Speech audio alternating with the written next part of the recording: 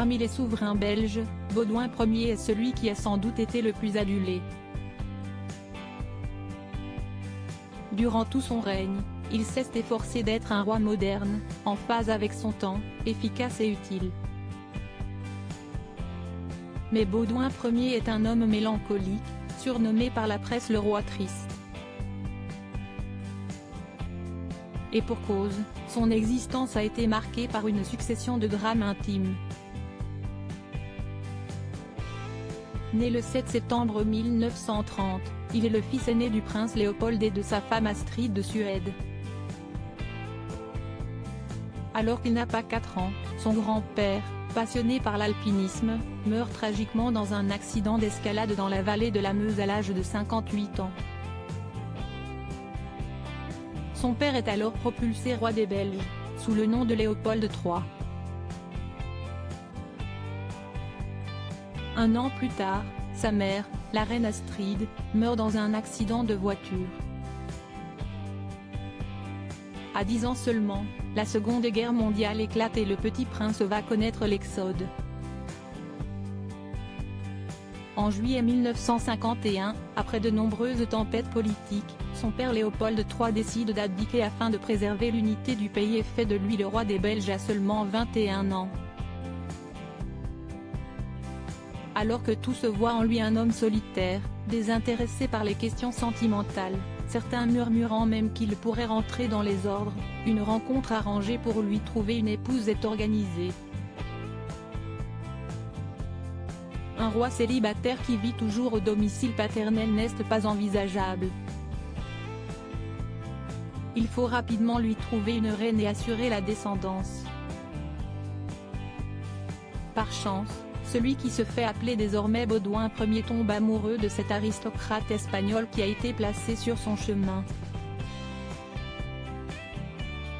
Ils sont tous les deux convaincus d'avoir trouvé l'âme sœur.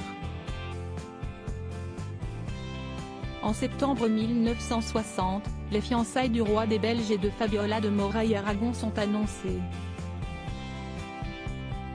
2 mois plus tard, les noces sont célébrées en la cathédrale Saint-Michel et Gudule de Bruxelles, et retransmises pour la première fois en Eurovision. Fabiola a fait appel au couturier Cristobal Balenciaga pour confectionner sa robe de mariée. Le prince triste a retrouvé le sourire, et le couple écrira l'une des plus belles histoires d'amour du XXe siècle. 50 ans de Johnny Hallyday, coup de foudre d'Emmanuel et Brigitte Macron. Les 30 événements qui ont marqué 1993 Baudouin Ier et Fabiola face à l'impossibilité d'avoir un enfant mais en privé, les drames intimes se succèdent à nouveau pour Baudouin Ier.